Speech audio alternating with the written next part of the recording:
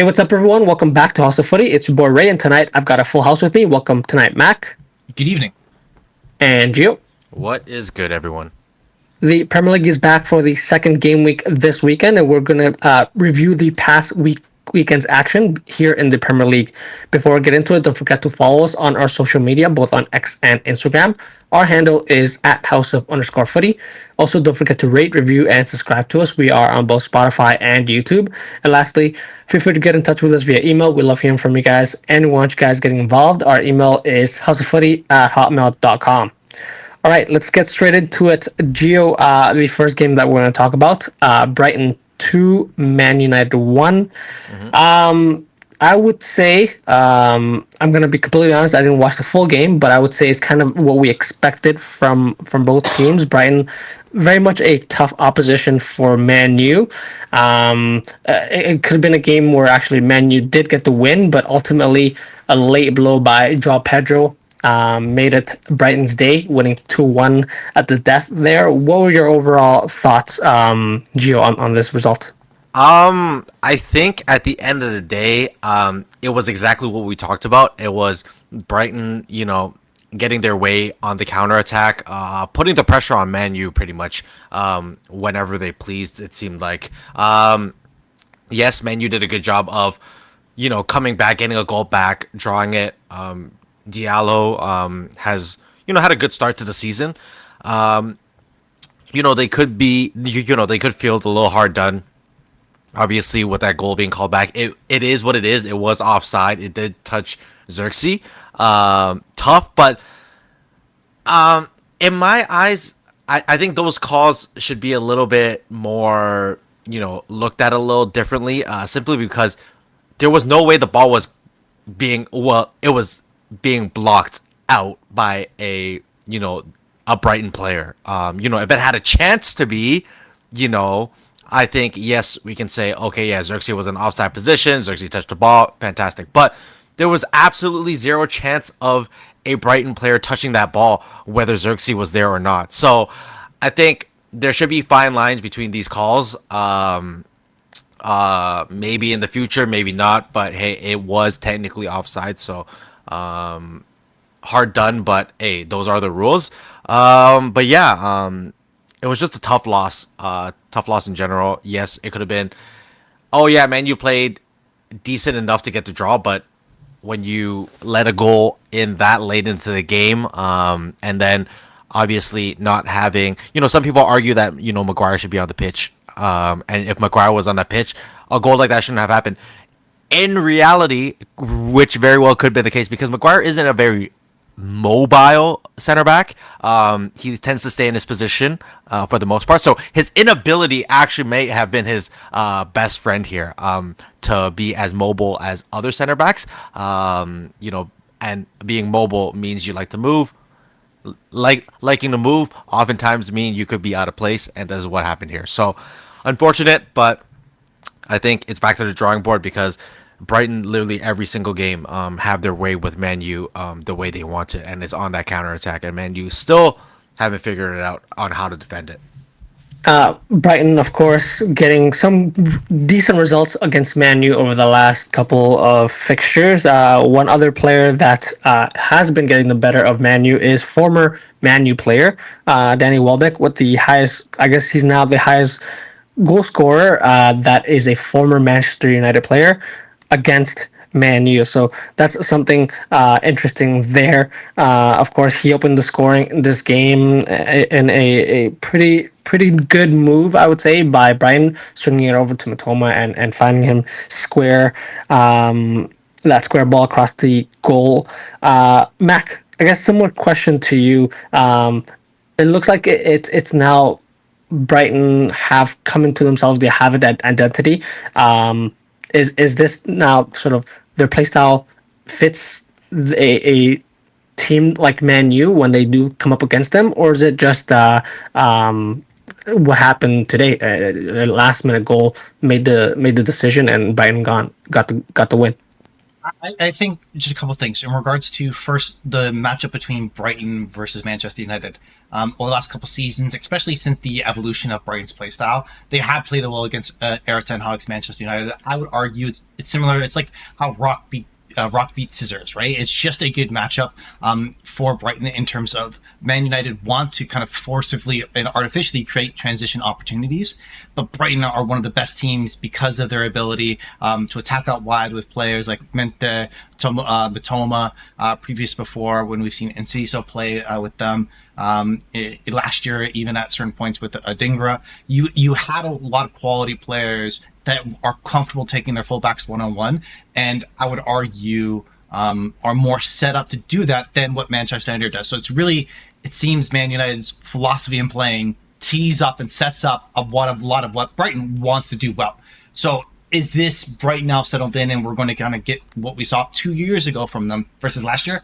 Still too early to say. It is one of their favorite matchups. I really wouldn't read too much into it, into this individual game for them. My question for me more so is in their striking area between João Pedro and Danny Welbeck.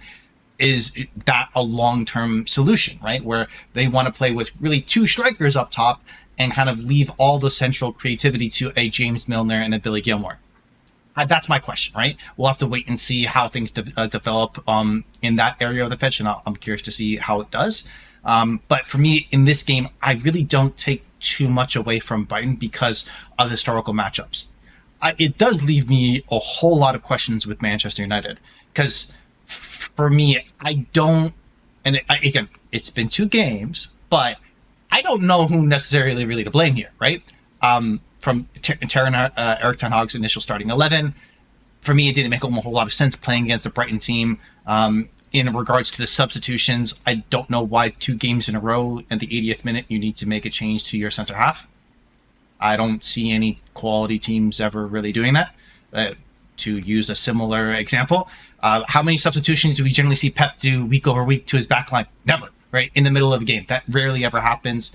You see the exact same thing with Liverpool. Really, there's only few cases you're going to get a center half switched out, or even like with Arsenal. I think William Sleep and Gabriel played every minute together in the Premier League, except for I think it was 2 games. So again, for me, the rotations may cause a lot of chaos where people are not in the right position because maybe they're not set up to be that way. But I understand. But on the other side, you want to kind of get delit minutes to be able to come in. So for me, I have a whole lot of questions of, is this the right setup of how Manchester United are trying to play? Or was this just an individual matchup that's poor for them, right? The tough part for me is where they don't have a whole lot of time to turn around because they have Liverpool coming up next. Let's say in all likelihood they're going to lose against Liverpool. Now you start the season 1-2, going into international break, and it's a tough look, buddy, for the whole club. So for me, it's a very, very disappointing result because this now sets up, in all actuality, the next 2-3 weeks of a whole lot of questions being asked at Manchester United. Because for me, I think aside from in this starting 11, in this game, who looked convincing, Manu looked good, Diallo looked good, but I really have questions about the rest, right? I think everyone else needed to step up, didn't. In regards to, I guess, the only player that I kind of do feel sorry for is Xerxes. The immediate comparison online right afterwards was the Ronaldo to Nani offside goal that was initially cut up. That's just again hilarious. Insanity. I'm here for it. Please more, all of them, all the time.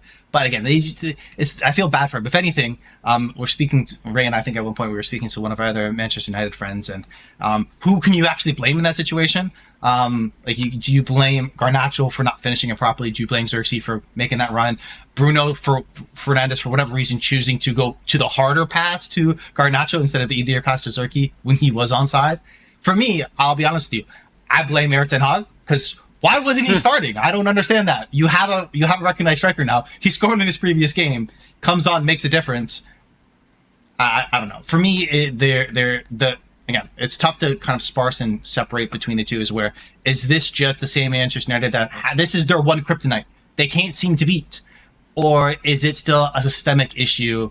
And we're 2 games in the season, we're already asking that question. So it's tough to say. What about you, Ray? What are your thoughts on this? Yeah, I mean, it's.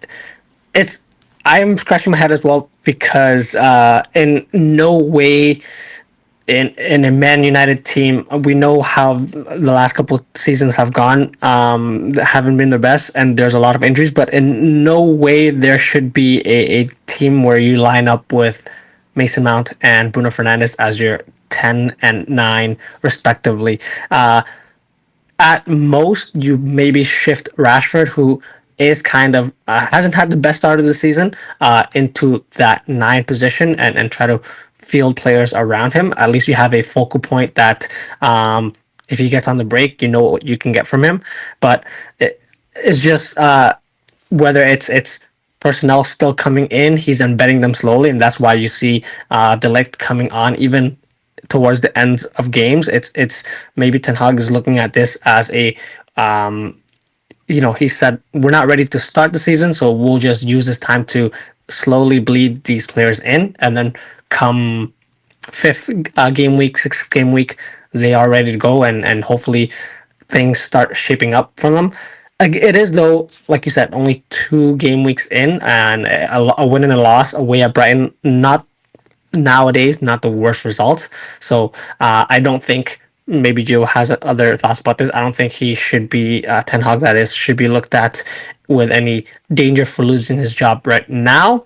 But if things don't turn around, and like you said, it's Liverpool coming up soon, it might be tougher for that. I guess, Gio, finally, thoughts on those substitutions, on how Ten Hag started the season, and is there any reason to panic so far? I wouldn't say any reason to panic. I think Brighton's always had Man U's number. Obviously, you tried to negate that, but with that being said, I think it's early days. Nothing to really panic. It's just a lot of, he said, she said. When Ten Hag, gets a win, it's, oh yeah, let's back this guy 100%. But when there's a tough loss, it's always, oh, is it Ten Hag's fault? Yes, the substitutions to his back line, very questionable. Did he think that, having a more mobile center back at that half, in that time, to help clear, balls, to clear corner kicks, to maybe push that line up a little higher, to try and get that win at the end of the day. Who really knows the thought process behind that? But again, what we didn't want to happen happened. It already happened. You can't turn back time. There's only, what he will do in the future, to try to fix this. And not even to fix this, just, play more consistently. And I think, again, he has sort of the personnel for the most part, at least for the back line. He has more options to play with. I would still argue there are some pieces in the midfield that still need help. Hopefully, if the rumors are true, my guy Scott McTominay, one of the top goal scorers last season, to Napoli, and then Ugarte to Man U to finally get Casemiro off that bloody pitch, because his legs are shot, as Mac would say. Yeah, it's not a good look there. They downgraded his pace by over 30 in FIFA for the new FIFA coming out. It was like 67, and now it's 38. Fun fact, Harry Maguire's is 37, so he's only slightly faster than Harry Maguire. So that, from what I see, is that I'm only slightly slower than Casemiro. That's what I believe. And well, maybe that's why they brought De Ligt on, because you need some more fresh legs there. Let's move on then, from a team that didn't defend well that last moment of that game, to a team that did not defend well the whole of the second half, and that's Wolves, who conceded 6 against this Chelsea team. Granted, they did score 2 themselves, so it finished, of course, 6-2 Chelsea against Wolves. But Mac, I guess I'll toss it to you first. A tale of two halves, where back and forth in the first half, you really couldn't tell what was going on or how this game was going to end. But of course, Chelsea just went to town. Madueke scoring, it looked like 3 similar goals, and even Joao Felix getting on the score sheet late on. What are your overall thoughts on that game, Mac?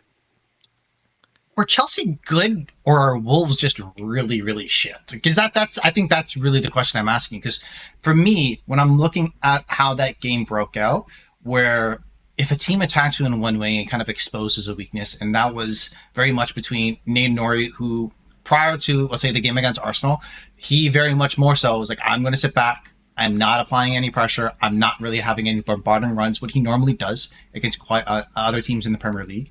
against Chelsea. Did they Wolves believe Chelsea were shit and he could go ahead and do that? I don't know. Because it was, as you said, Ray, it was the exact same goal 3 times. After their first goal, you think Gomez would have gone to Ainori and be like, hey, help me out, brother. Tuck in a little bit. I just got sussed out here. No, instead the same thing over and over again. I think, if anything, Cole Palmer was like, oh yeah, that's 3 free assists, really, that they kind of handed to me. But it's a tough part where I don't necessarily think Chelsea played well, but they scored 6 goals. So you want to give them a lot of credit. I would argue the best goal they scored was the last one. That is, I think, what Marasco would want to see from his club in terms of how to break out in possession, how to be able to hit teams on the counter, how to create space out wide, and then drag players around to then create openings in the middle of the park for João Felix's goal. And funny enough, is Pedro Neto's João Felix to, I would argue, more question signings so far. Well, every question signing for Chelsea right now is a question because, how many more do you need? But point being is where it seems like you're creating a lot of good areas to attack, which I think on that last goal showed that.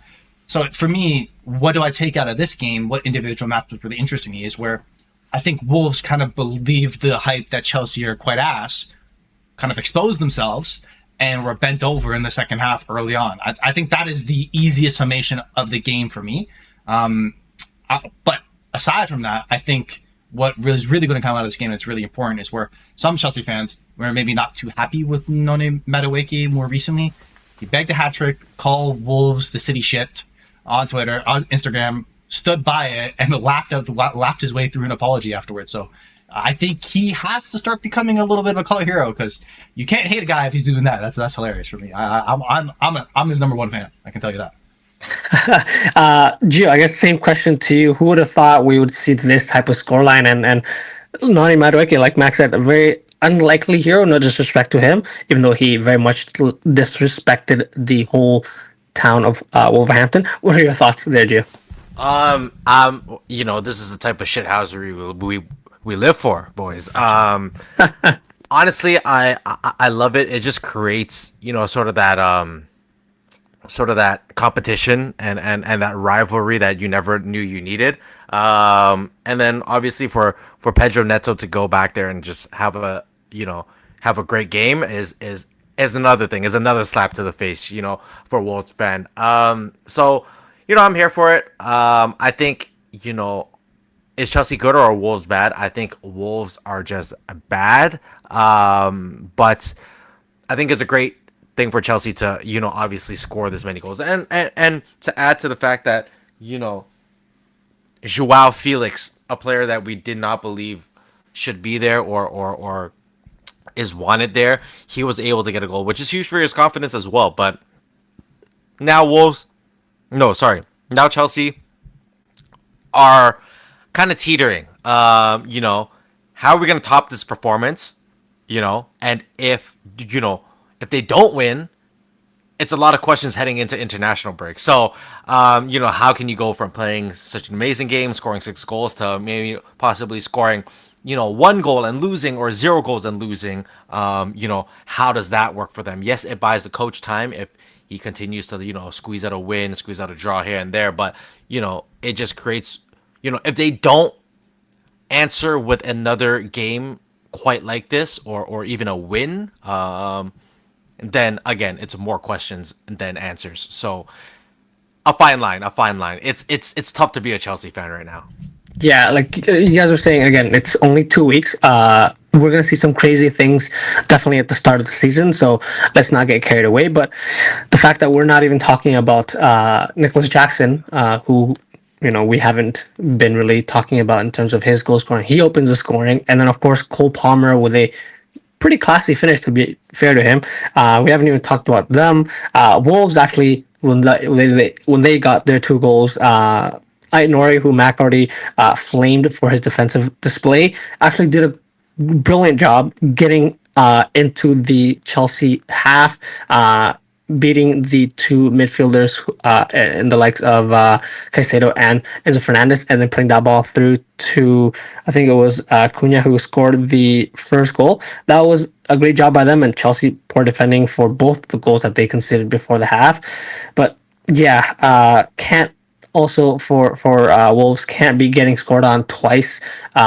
With goals that are straight from transition, one from a goal kick and one from a free kick inside their own half.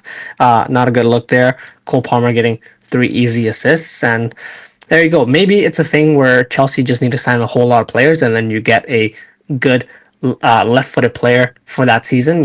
Cole Palmer came in last season and he did quite well. Maybe this year is Madueke's season. Who knows? But yeah, it's really early into the season. We'll see, of course, what happens with these two teams respectively. I guess, though, at this point, let's take a quick break. We have some more games to talk about, of course, so we'll be back with some more discussions. So stay with us, guys. Welcome back to Hustle Footy, guys. We are going to continue our discussion now with another game from this past weekend. Arsenal 2, Aston Villa 0. Mac, this one was a game where, I don't know, it looks like, of course, Arsenal did learn from last season and didn't let Villa get to them. Of course, scoring late and being able to manage the game in the later stages this time around was critical in them getting the win, though Villa did have their chances. Ollie Watkins with a couple. We can even talk about the big save that Raya had in the game as well. But overall, Trossard coming on, getting a goal, and of course, Thomas Partey sealing the game for Arsenal. Aston Villa, though, I think they were still pretty decent. What were your overall takes on this game, though, Mac? It's early days. It's early days, but this is a champions type of win when you're looking at that type of performance where they didn't play their best. They played a very tough team. They won by small, fine margins, and they kind of pulled it out of their ass in some ways. And what I mean by this is where they it's not as if they were kind of lucky and fortunate in terms of the opportunities they create, because even in the first half, I would argue each team had one singular moment. Ollie Watkins missed a kind of a sitter, should have been put in. I would argue should have been a foul on Gabriel, probably should have been called back. And then Saka had a phenomenal save after Javier Martinez off his left foot. So for me, it was very much even. The difference would be is because, and how they were able to pull it out of their ass was their rotations, their substitutions, and bringing a player like Leandro Trossard off the bench is something of a luxury that many other Premier League teams don't have.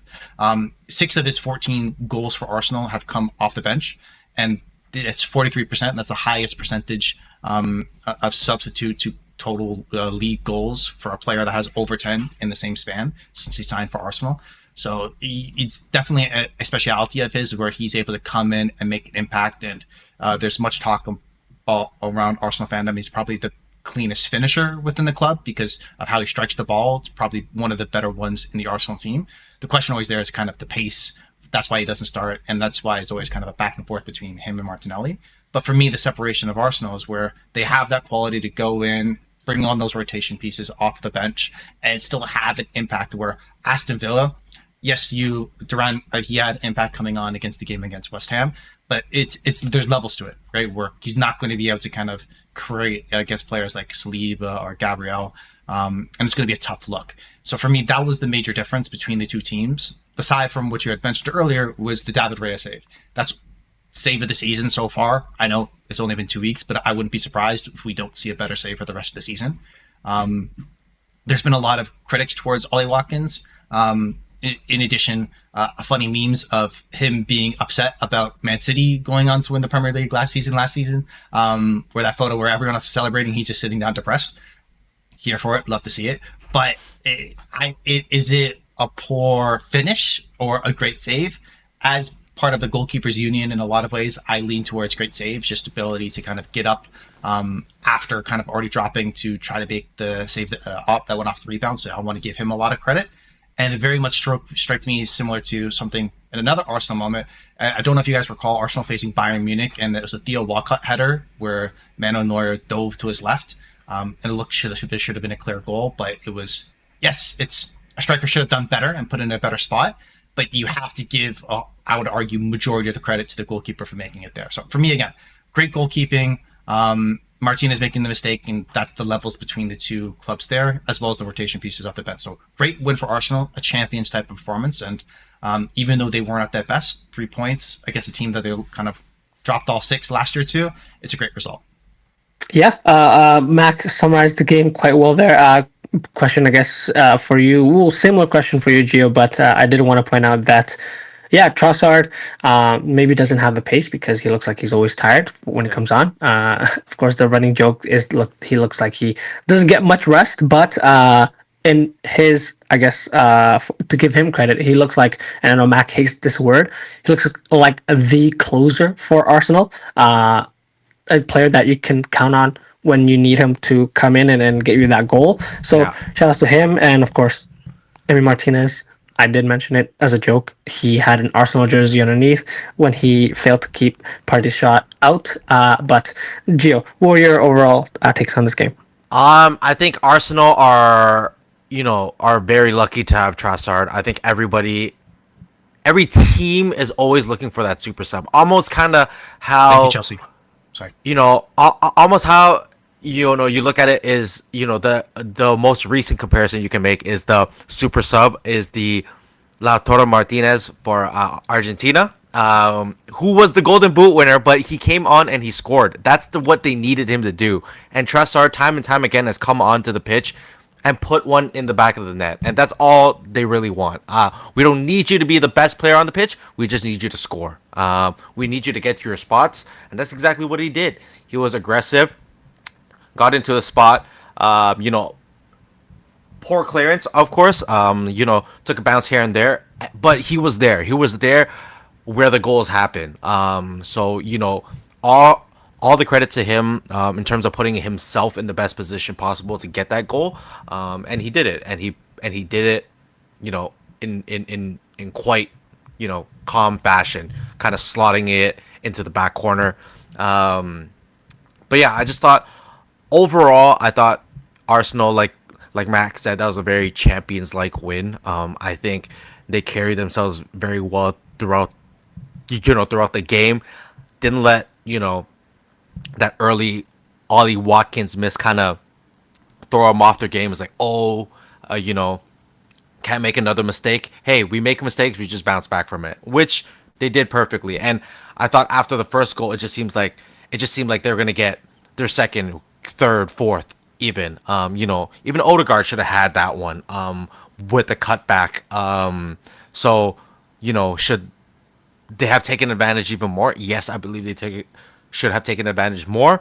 Do I think it was a great win? Absolutely. I think it was a great win. I think Arsenal should still be proud with a 2-0 win. But hey, this early days for Villa as well. I don't think they should be too disappointed with this loss. Yes, they missed their chances, but they know that they can compete. So if Ollie Watkins had that goal in the 25th minute, this game could have played out quite differently, in my opinion. Yeah, of course, I have to mention that Villa did not play horribly. Of course, they didn't get the win, but still very early. And Watkins, even though he hasn't gotten on the score sheet, when he does, I think that will open it up for him. And the longer he doesn't, John Duran will try to make a case for himself. And it's always healthy in a team that's going to be competing for Champions League places and also be in the Champions League themselves to have a little bit of competition up front there. So we'll see what happens between these two guys and this Aston Villa team as a whole. Let's move on then to another game, Gio, that took place this weekend. Crystal Palace 0, West Ham 2. Crystal Palace, we talked about them kind of briefly in our last podcast with regards to how they would have started this game and defensively, we had our questions about them. Well, there you go again. Failing to clear some chances. Failing to clear the ball when the chance came down to Souček. And of course, Jared Boyne does what he does best in the Premier League, scoring goals, cutting into his left foot. Gio, what are your overall thoughts on this result? Yeah, Crystal Palace were what we thought they were. Bad. This Olise leaving, not really bring anyone in. I think just kind of almost demoralized the club. Because again, we talked about it the previous time. Is that a lot of their defense comes from their stronger offense. The defense plays off of the offense's abilities to create chances. And it frees up the pressure for on their defense. Their defense isn't fantastic. Yes, they have Mark Gahey, but he's only one guy.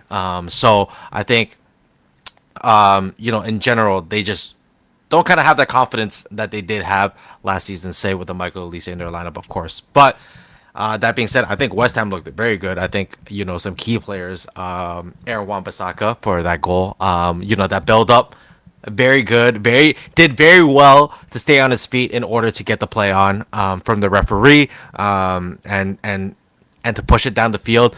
Yes, it looks like he's running sideways. His feet just don't look right. It looks like he's a giraffe or a duck just running. His feet are weird, but the way he was able to stay on his feet, you give him full credit for that. But just that whole build up from the team was amazing. Mohamed Kudus was again, I would say, probably the highlight of the team. I think a lot of the success of the season is gonna go through his hot and cold streaks. But I think they're gonna be a fun team to watch. Do I think they need a little bit more to be more competitive? Yes, I think that midfield needs work. And then the ongoing saga of Lucas Paqueta, is he gonna stay? Is he gonna go? What's gonna happen there? Legal troubles here and there. What's gonna happen? And Lucas Paqueta is on Twitter like a madman for his very memeable offenses. So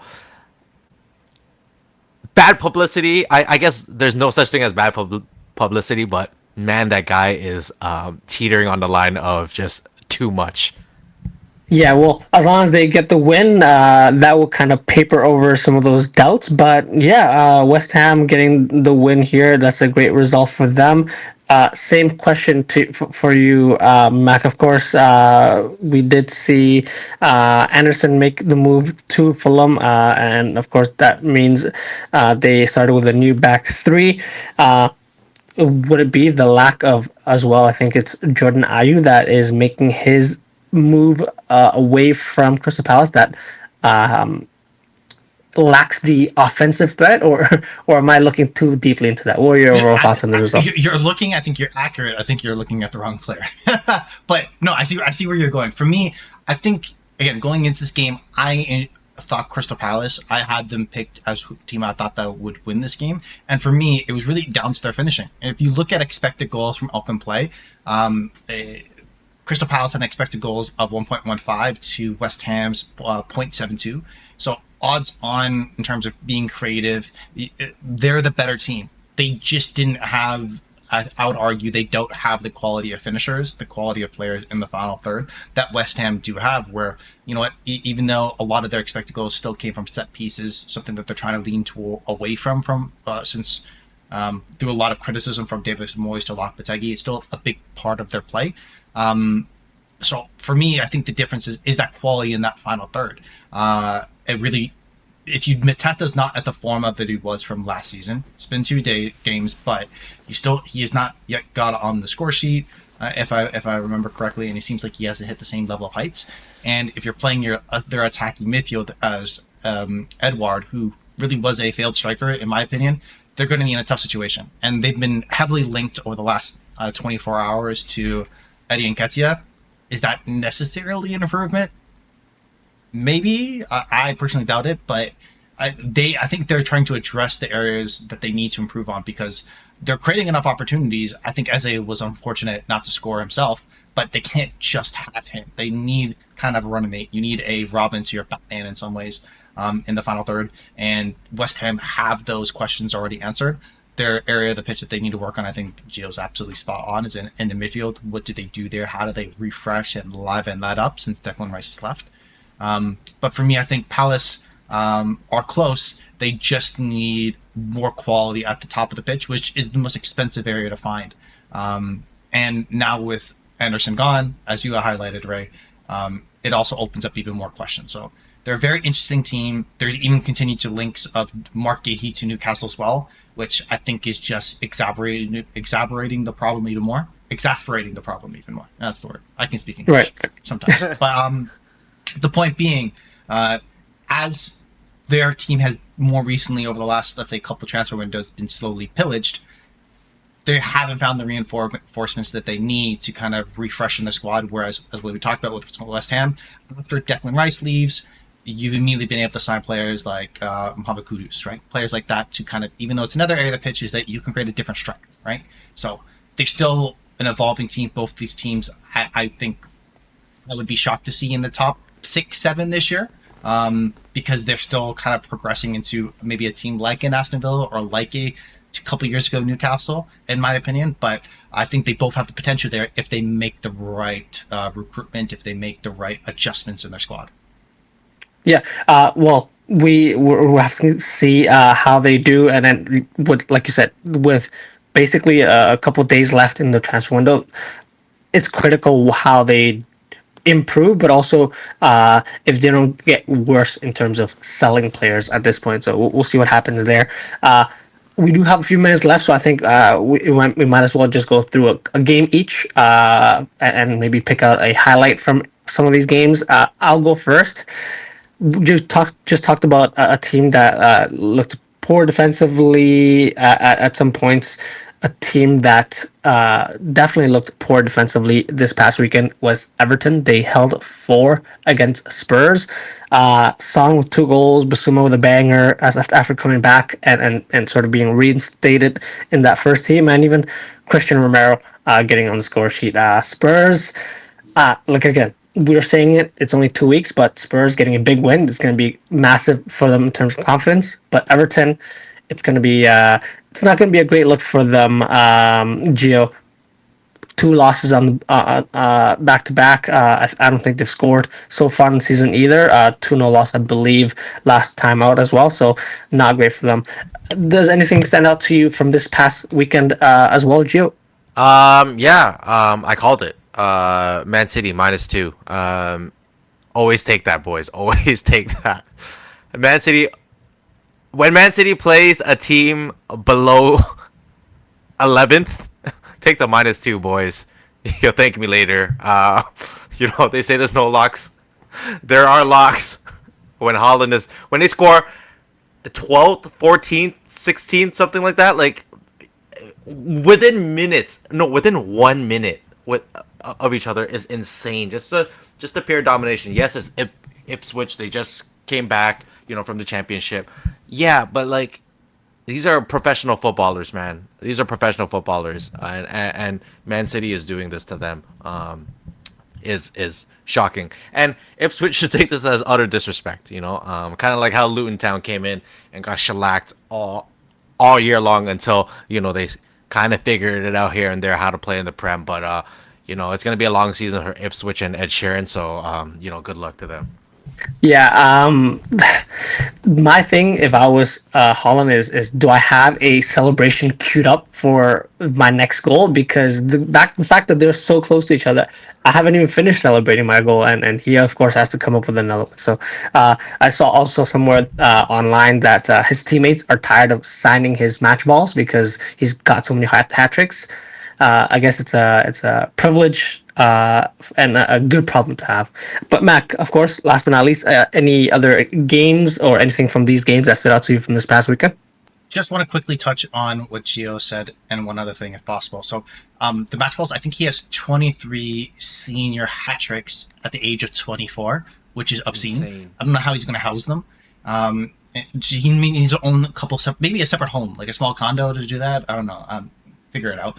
But in regards to Ipswich, Sammy Smolsdicks, when he scored in the 7th minute, I don't think the most optimistic Ipswich fan at that moment after they scored believed they would even come away with that game with a draw. Like I don't think there's anyone. No, there's still no one believed it for even a second. I saw that goal. I'm like, yeah, it's still fine. They're still going to win. The question is by how many. But what I really wanted to talk about was the pros and cons of Liverpool at the current moment, right? What I really want to be able to bring up. So, pro, is Gravenberch the solution? And have we made an area of a question at the number 6 position too big and unnecessarily so? Because 2 games in, He's been phenomenal in terms of just taking on the ball, being in possession, having the athleticism to be able to cover on that pitch. I think he's done an exceptional job where those questions really have been kind of stymied, at least as of now. Again, they have a test coming up against Manchester United. See how that goes with him playing in that position. But it seems like he's settled in there like a duck to water. So hopefully that goes on. On the other side of the coin, what's happening with Trent? Because he doesn't seem too happy with everything that's been happening. Maybe he's not a big fan of Gravenberch. I don't know. Maybe that's the issue. I don't know. But there have been ongoing talks between, I think it's between Trent, Salah, and Virgil van Dijk. They're all on the final year of their contract with Liverpool. So this could be their last season. And I think if you, I'm speaking something that's not correct, but if you were to poll kind of Liverpool fans, who's most likely to stay on prior to the season, it would have been Trent. And it seems like he has been happy with the Arne Slot ball thus far. So I'm very curious to see how that situation evolves. But it seems like they have a huge positive over the last first couple of games and a huge negative. So we'll see how that goes. Yeah, of course. It's a long season and only 2 games. So Gravenberch doing himself justice and make himself look good for the first 2 games. I'm not entirely convinced, but definitely capable enough to do a decent job here. The question will be how well they play against the bigger teams in the Premier League. But also Trent as well, being taken off before full-time 2 game weeks in a row, whether that's planned by Slot. A lot of the first-team players have been removed prior to the full-time whistle. So it's not uncommon, but whether that's something that's we should look into more, I think time will tell. And for Liverpool fans, that's a great shout. 3 of your most important players, arguably the most important players on the team, on their final year of the contract. It's going to be an interesting one to watch. So we'll see what happens there. This concludes our podcast for today, though. If you guys like what you heard, please like and subscribe to us on our social media. That's at @house_of_footy. If you have any comments, suggestions, or general banter, get in touch with us via email as well. houseoffooty@hotmail.com is our email. Next time you hear from us will be Friday when we preview match week 3 of the Premier League. But until then, thank you, Mac, for joining us. He's out. Thank you, Gio. Go easy, Liverpool. See you guys soon.